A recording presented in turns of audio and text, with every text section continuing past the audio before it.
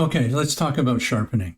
Before we start sharpening our images in Adobe Camera Raw, I want to just go back into Photoshop for a second and show you what is actually happening when we sharpen our images. So here I've got a Photoshop document where Photoshop determines there is an edge. Photoshop will increase the contrast at that edge, and that's what I want to show you. Along these lines here, or over here, when I add the sharpening, where my cursor is right now, on the light side of that line, the image is going to get lighter. And on the other side here, it's going to get darker.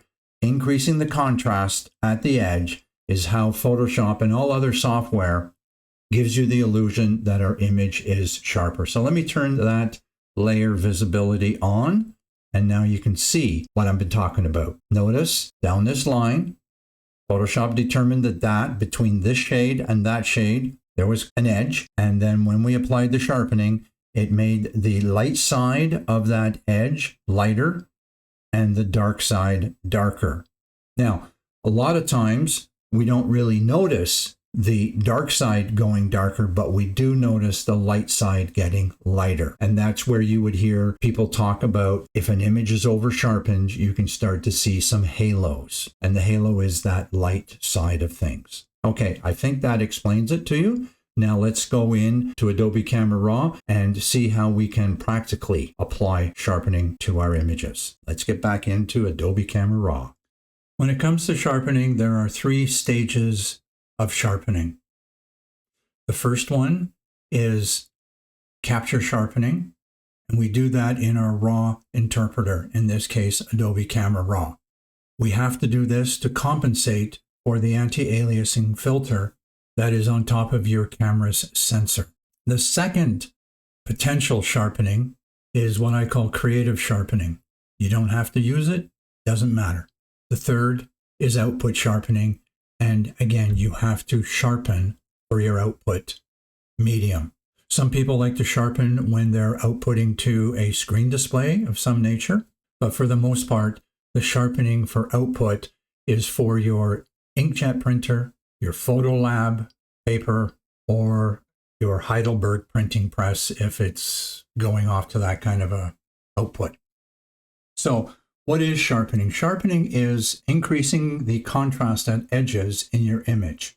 And what happens is when we sharpen our image, we make the lighter side of that edge lighter and the darker side of that edge darker, increasing the contrast. It gives the illusion that our image is sharper. Now, what I'm going to do is guide you over to open up this image. And the first thing I'm going to do here is I'm just going to click the auto button. And you can see that the auto button has enhanced this image and made it look better. The next thing I need to talk to you about when we're dealing with sharpening our images, we need to be able to view our images at 100%. So I'm going to come down here and I'm going to choose 100%. And this portion of the image is going to be fantastic for me to explain what it is that sharpening is all about. In order to see all the options available to us, or at least most of the options available to us, we need to go down to the detail panel, expand it, open it up, and we're going to take a look at what's inside there.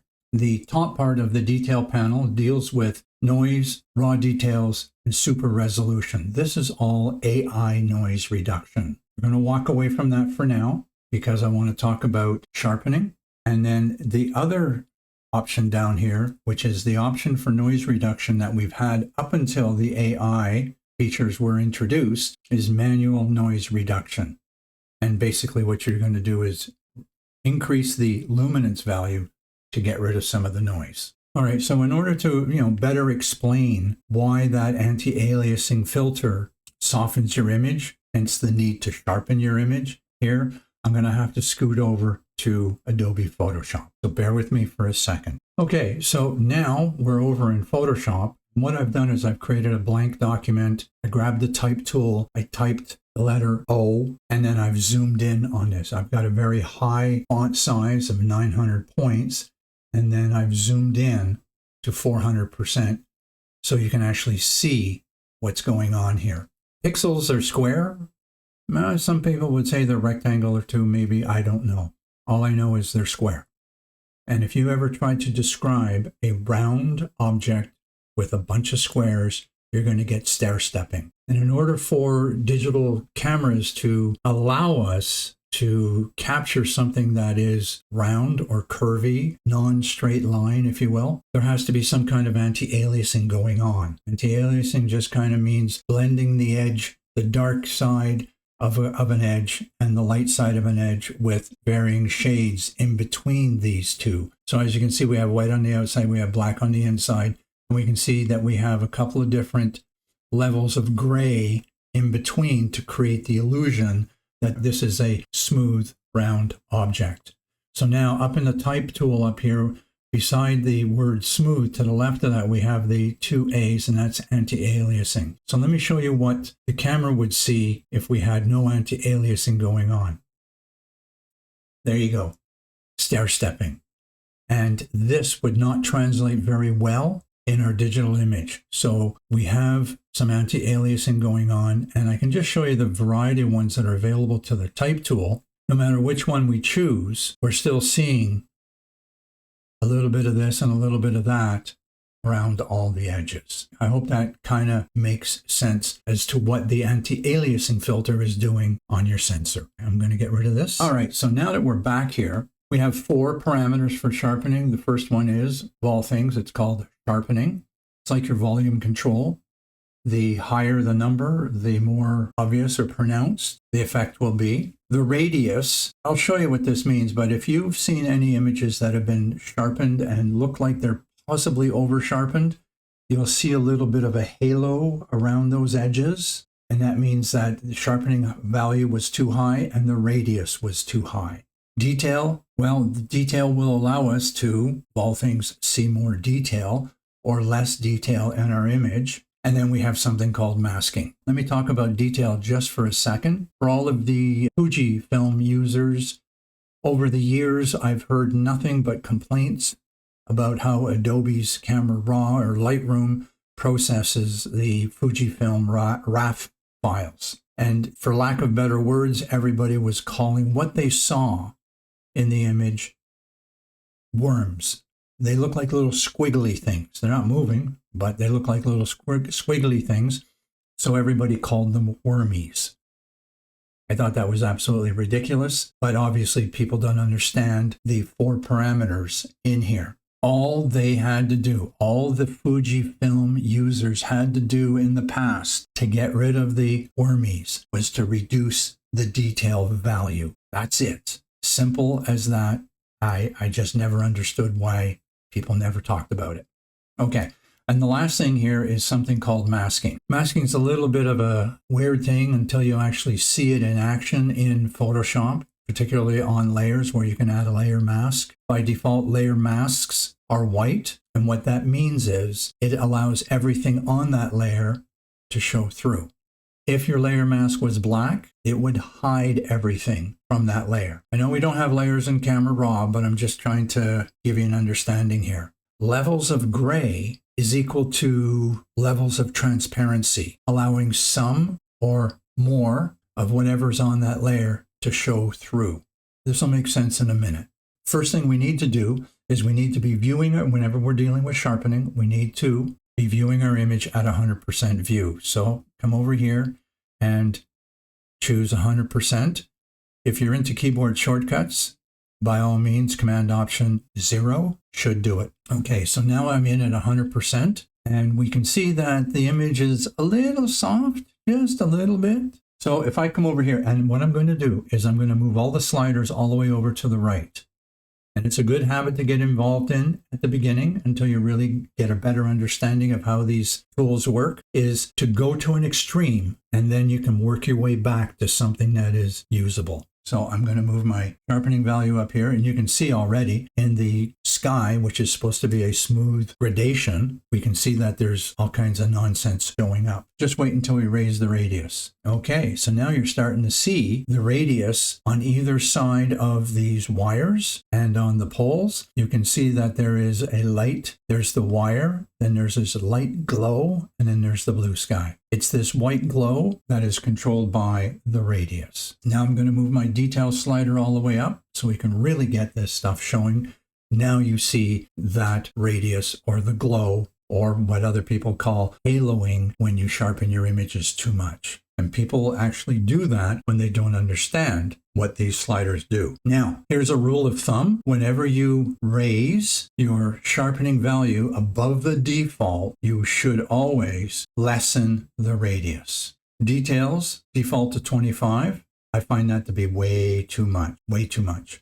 And if I was to just do a Command plus a couple of times to zoom in here, and if I just come over here and do this, we can see a lot of the details showing up in the sky that we don't want all that kind of stuff. So if we come back down here, and it's not too bad, but we're still seeing some stuff in there. You can see it in here for sure. What I generally like to do is drop this down to about 15. That way we don't have any of that unwanted detail showing up. Now, the amount that you move your sliders is going to be determined by a couple of factors. One, your camera make and model, because it's all based on what's coming off your sensor. If you have an entry level camera, then your sensor is not going to be good as a professional level sensor. The other contributing factor to figuring all this stuff out is what kind of a lens do you have? Do you have a kit lens? Then you might have to raise your sharpening value much higher, because kit lenses are a compromise and the quality is not there the same as it would be with a professional quality lens. Now, that being said, I have heard that the default kit lens for the Fuji X system is actually amazing, but since I don't own it, I can't really verify that. What I want to do is I want to take this, I'm just going to drop this back down a little bit because I'm at 300%. So I'm just going to come back down here and go to 100%. And what I'm going to do is, this is the default 40. And because this is from an old sensor and all that kind of stuff, I'm going to raise this up to 80 to increase the sharpening value. Don't forget, I've taken the radius down almost to its minimum, and 0.6 is about where I like to leave things. And now what I want to do is I want to show you what the masking is all about. In other words, we've sharpened everything, but I don't necessarily want to pick up any sharpening in my sky. So what we're going to do is we're going to move this masking slider right. We can go left and right. In order to actually see what's cooking here, I'm going to hold down the Option key and click on this slider. Now, before I do that, let's come over here and I'm going to remember 80, 0.6, and 15. I'm going to whack this all the way up. I'm going to whack this all the way up. And I'm going to whack this all the way up. And now, I'm going to hold down the Option key or Alt key on a PC. And I'm going to click on the masking slider. And when I do that, Adobe Camera Raw is going to show me the mask. By default, the mask is white, as I mentioned earlier. As I move my slider to the right, I'm going to start to introduce levels of gray. And if I keep going a little bit further, so if I come up to, as an example, I'm going to go up to 70. Now, this stuff is just ridiculous, and we'll get rid of that in a second.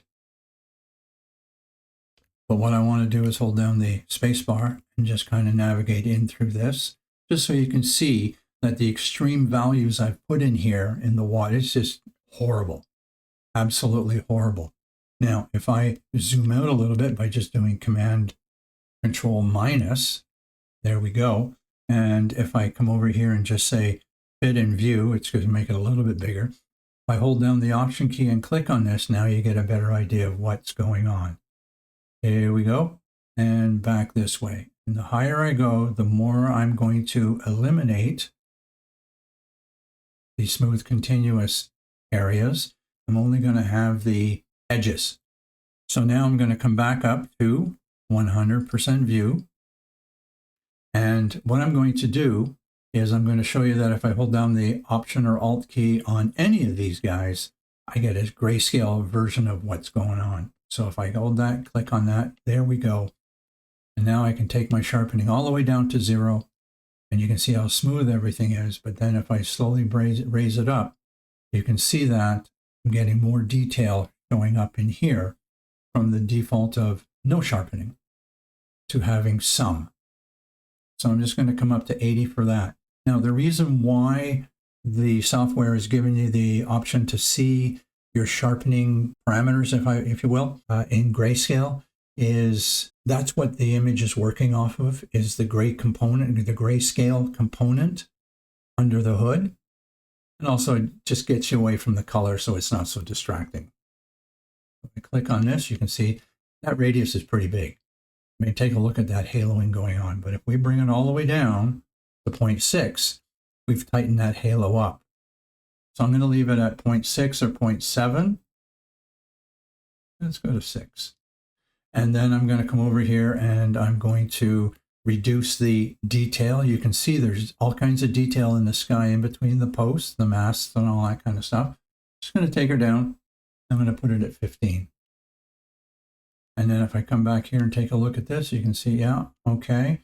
So I've got the sharpening, and where you see the lightest areas in the mask, that's getting full-on sharpening. In other words, whatever's going on with the sharpening radius and detail sliders, it's showing through. Where you have black, it's not. And where you have varying levels of gray, it's semi-transparent to whatever extent that level of gray is. So I'm just going to bring this back down to 80, just so I can remember numbers. And I got 80, 0.6, 15, and 80 again. If I come over here and choose Fit and View, there we go. And if I come over here and click on this, now, most everything in the image is in focus. The bushes up at the front here, the break wall over there is, and all that kind of stuff. And that's because it was shot. First of all, it's a 24mm lens, so we have a lot of depth of field with that lens. And it was shot at f13. So again, a lot of depth of field going on there. Let's come over here and take a look at 100%. And then if I click on the toggle view, and I'm going to come in and go to 300% and click on the toggle view. Should be able to see something going on with that. And there you go. That's what sharpening is all about. Now, just to ramble on a little bit more and to elaborate on what I was talking about with all the values here that I've played with in the sharpening, radius, detail, and masking is all going to be based on camera make and model and lens being used. What I want you to do is I want you to take notes, edit images that were all taken with the same camera and lens, play around, and then make notes as to what the sharpening value was, the radius value, and the detail. And then, of course, the masking. Do all that with a number of different images from that one lens camera combination. And then if you have other lenses, by all means, do that as well. Keep detailed notes so you have something that you can actually refer and reference back to in the future. If you have a zoom lens, then whatever the markings are on the barrel, then put your camera on a tripod, take a picture at the widest angle from that zoom lens, and then zoom in a little bit more, and then take another picture, zoom in a little bit more, take another picture, and if you can go one more stop, then go, and all that kind of, and try to keep notes. And then when you're inside the application playing around with your particular image files, you'll get a better understanding of what you can and cannot do with your lens and camera. Up next, the Details panel, part 2 of 2, understanding traditional noise reduction and the new AI noise reduction. Don't forget to like and subscribe so we can continue to bring these fantastic videos to your desktop.